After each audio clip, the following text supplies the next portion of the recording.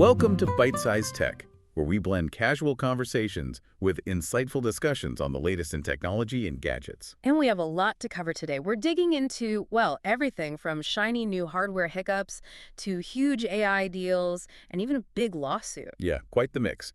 Today, we're looking at why Apple's new iPhone seemed kind of buggy, but the Apple Watch battery life is surprisingly great. And we'll also define this interesting term, work slop, that's cropping up around AI. Plus that Amazon lawsuit over how hard they make it to cancel Prime. Okay, let's dive right in with Apple's new stuff. The iPhone 17 launch hasn't been perfectly smooth, has it? No, not exactly. The story's really split. You've got, amazing performance inside, but these really fundamental problems with just connecting. Right, and it's not just a few people. We're seeing reports, across AT&T, T-Mobile, Verizon, people complaining about dropped calls or the phone just jumping between weak 4G and 5G signals. Yeah, even in places where they know they usually have good service. So what's the thinking there? Is it the carriers or the phone? Well, the strong suggestion is it's the phone. Specifically, this is the first iPhone configuration using Apple's own custom N1 wireless chip. Ah, okay. First-gen chip issues. Exactly. Since it's happening across all carriers, it points towards maybe an incompatibility or, a flaw in that new Apple silicon. It's actually a bit of a stumble for their vertical integration, which they're usually so good at. And it's not just cellular, is it? There's a Wi-Fi bug, too. Yeah, another headache. The Wi-Fi connection apparently keeps dropping out, especially when the phone's locked. Which is annoying, sure, but if you use wireless CarPlay. Then it becomes a much bigger deal. Yeah. CarPlay uses Wi-Fi, so if that keeps cutting out while you're driving, that's potentially a reliability and, frankly, a safety issue. Okay, and moving from connectivity to just the physical phone. We've got scratchgate 2.0. Yeah. Sources are confirming the finish on the iPhone 17 Pro, the anodized aluminum. It's scratching easily, particularly around the edge of that new camera plateau design. Why there specifically? Well, engineers looking at it think it's uneven anodization. That edge around the camera bump is quite sharp this year. Right. And apparently that sharpness makes it harder to get a consistent, durable coating right on the corner. If they'd used a more gradual curve, like they usually do, this probably wouldn't be happening. Kind of disappointing for a Pro device. It really sounds like the Pro model is having a rough start. But, interestingly, the base iPhone 17, that seems like a different story. Maybe they'll better buy this year. Absolutely. That's where the value seems to be. They kept the starting price at $799, which is key, and they doubled the base storage to 256 GB. That's huge. It really is. Especially if you shoot video or take a lot of photos, that extra storage makes a big difference day to day. Plus, they finally brought the 120 Hz promotion display to the standard model. That makes everything feel smoother. And the A19 chip is in there, so it's fast. Performance is definitely there. The camera's great in low light too, apparently unbeatable. But, the telephoto zoom still isn't quite up there with rivals like the Pixel 10. That's still a Pro feature, mostly. Okay, so phones are a mixed bag. Let's move to the wrist. Apple Watch sounds like the opposite situation. It really does. With the watches, they seem to have under-promised and over-delivered, especially on battery. Yeah, tell me about the Series 11 battery. Apple claimed, 24 hours? They did, but early tests are consistently showing more like 27 to 32 hours of actual use. That's a noticeable jump. How'd they manage that? It seems to be a combo of software tweaks in the new watchOS 20 slips, and importantly, the new LTPO3 OLED display. LTPO. Well, lets the screen slow down its refresh rate, right? Exactly. Low-temperature polycrystalline oxide. It lets the display drop down to just 1 Hz when it's idle, saving a ton of power. That efficiency adds up. And the Ultra 3 model pushes that even further. Oh, yeah. Apple promised 42 hours for the Ultra 3, but testers have been getting up to 49 hours. It's really impressive. Wow. And the Ultra 3 is getting more serious features, too. Definitely leaning into health and safety. It's got satellite SOS now, like the iPhones, for emergencies outside cell service. That's big. And new health features, like a hypertension notification, basically, high blood pressure warnings, and a proper sleep score. Apple's clearly positioning it as more than just a fitness tracker, more like a health monitoring tool. And those health software features are coming to older watches, too. Yeah, the hypertension alerts and sleep score are part of watchOS 26, so they'll roll out to compatible older models as well. Good. One last piece of Apple hardware. AirPods Pro 3.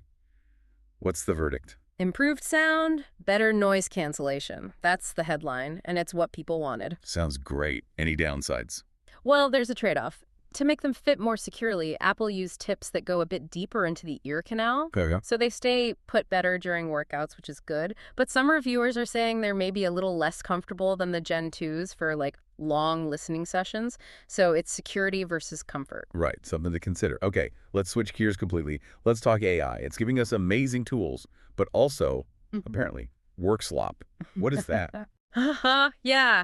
Work slop. It's a great term, isn't it? It basically describes this flood of AI-generated stuff in businesses, reports, documents, emails, whatever, that's just not very good. Low value. Exactly. It's often sloppy, has errors, or just misses the point.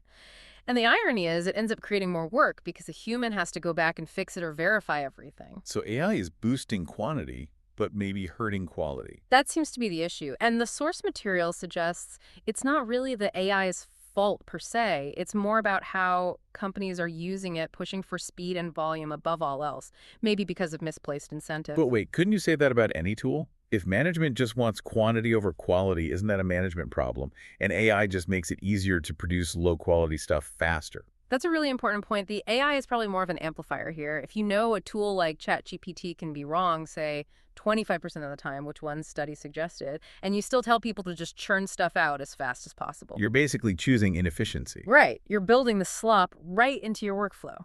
Okay, so that's the business side. On the consumer side, though, Google's rolling out some neat AI features. Yeah, some cool practical stuff. Google Photos is getting that conversational editing powered by Gemini. It was Whip's Pixel 10 only, but now it's coming to more Android phones in the US. And that lets you edit photos just by talking or typing. Pretty much. You can use the Help Me Edit function and just ask it to do things like remove the person in the background or even sillier stuff like turn my dog into a cat. Makes complex edits more accessible. Sounds fun. And Google Search is getting more conversational, too. Yeah, Google Search Live, rolling out in the Google app for Android and iOS in the US. It lets you use your voice and your phone's camera to ask the AI assistant questions about what you're seeing in real time. Interesting. And for people just starting with AI image creation. Canva's Magic Media tool is getting recommended. It's apparently easy to use for beginners. Yeah. And importantly, their free plan automatically opts you out of letting Canva train its AI on your creations, which is a nice privacy touch. You get 50 photo credits and 5 video credits free to start. Good to know. Now let's talk scale. These AI mega deals. NVIDIA investing potentially $100 billion in OpenAI. Yeah. That's huge. It's staggering, unprecedented, really. They plan to build out massive AI data centers, deploying something like 10 gigawatts of NVIDIA hardware over years. That kind of money flowing in, does it feel sustainable? Is there an AI bubble risk? There's definitely concern. That NVIDIA deal is fueling talk of a bubble. You've got VCs rushing to fund AI startups, valuations soaring, funding rounds getting shorter and shorter. Sounds familiar. Yeah, it has echoes of past tech booms that got overheated. Definitely something to watch. Okay, speaking of things maybe getting out of hand, let's talk consumer protection. The FTC is suing Amazon over Prime. That's right. This lawsuit targets something probably everyone who's ever tried to cancel Prime has felt, how difficult it is. They make it intentionally hard, don't they? That's what the FTC alleges. They claim Amazon used dark patterns, basically, deceptive website design and confusing language to trick people into signing up for Prime and then make it incredibly hard to leave. Does the lawsuit mention how hard? Oh, yeah. Get this. Internally at Amazon, the cancellation process was apparently nicknamed the Iliad. Like the epic poem about the Trojan War. Seriously. Seriously. You know it's bad when your own team calls the cancellation flow a 10-year siege. The FTC calls it a labyrinthian mechanism specifically designed to frustrate users into giving up. Wow. Okay. So the FTC says this violates consumer protection laws. Yes, specifically the FTC Act and the Restore Online Shoppers Confidence Act. It'll be interesting to see how that plays out. Definitely. Meanwhile, on the privacy front, Apple is beefing up tracking protection in iOS 26. They are. They're expanding their advanced tracking and fingerprinting protection feature in Safari. It used to be just for private browsing. But now it covers all browsing in Safari. It works by obscuring details about your browser and device, so advertisers can't build that unique digital fingerprint to track you across sites. Sounds like a win for privacy. Less targeted ads, maybe less price discrimination. That's the goal, yeah. But there's a potential trade-off. Which is? Convenience, maybe? Sometimes websites use that fingerprinting data for legitimate reasons, like remembering your settings or login status. So blocking it might mean you have to log in more often or reset site preferences. A small hassle for more privacy. Okay, trade-offs as always. Now, a serious security warning for Mac users. There's new malware. Yes, a heads up here. A new campaign is using what's called a click fix style attack to spread malware called Amos, that's Atomic macOS Stealer. And how are they spreading it? Through fake software repositories on GitHub, they're impersonating over 100 popular apps, including big names like LastPass and 1Password. So how does the click fix part work? How do people get infected? It's sneaky because it relies on trust. The fake GitHub page has a download button, but it sends you to a site telling you to fix a supposed download issue by pasting a single line of code into your Mac's terminal. Ah, the terminal command trick. Exactly. That one line is a curl command, and it secretly downloads and installs the Amos malware in the background. No obvious installer, no big warning usually. So the key advice is, be super careful where you download software from. Stick to official app stores or the actual vendor's website, and never ever run terminal commands you find on random websites or forums, especially if they claim it's needed to download something. really crucial advice there. Okay. Let's round things out with some wearables, cameras, and smart glasses. GoPro's got new stuff. Yep, a dual launch. They released the MX2, which is their new 360-degree camera, now shooting up to 8K video. 8K 360, wow. And also a smaller, more compact camera called the LIT Hero. Its main gimmick is a built-in LED light with adjustable brightness. Kind of handy for quick shots. And they have a new accessory too, a gimbal. Yeah, the Fluid Pro AI tracking gimbal. It's pretty smart, uses AI to lock onto a person's face or body and automatically keep them in the frame. Does it work with phones too, or just GoPros? Both, actually. Works with GoPros and smartphones. It has an 18-hour battery life and costs $229.99, which is pretty reasonable for an AI gimbal. Interesting. Okay, finally, Ray-Ban Meta smart glasses. Gen 2 is out, costs more, $379, up $80 from Gen 1. Are the upgrades worth that price hike? Well, the hardware is better on Gen 2. You get double the battery life up to 8 hours now, and the video capture's improved, up to 3K resolution. Those are solid bumps. But the software? Are the cool new features exclusive to Gen 2? That's the key thing. No, they're not. Features like live translation or conversation focus, which boosts the voice of the person you're talking to. Yeah. Those are software-based, and since both Gen 1 and Gen 2 use the same Snapdragon AR1 chip, those features are rolling out to both generations via updates. So if you have Gen 1 already, You might not need to rush out an upgrade, unless you really care about that 3K video or desperately need the extra battery. You'll still get some of the best new tricks on your current pair. okay, let's unpack this.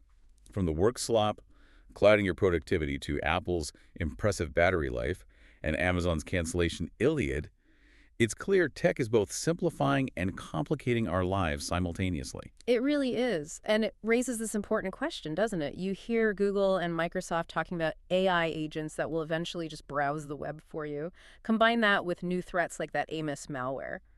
How long until we're not really using our devices directly anymore? You mean we're just sort of overseeing the AI that does the actual work and maybe even the security management? Exactly. How much are we comfortable handing over? Where do we draw the line between convenience and control? Something to think about. Definitely something to mull over. Thanks for tuning in to Byte-Sized Tech. If you enjoyed this episode, like, comment, share, and subscribe for more fun tech discussions.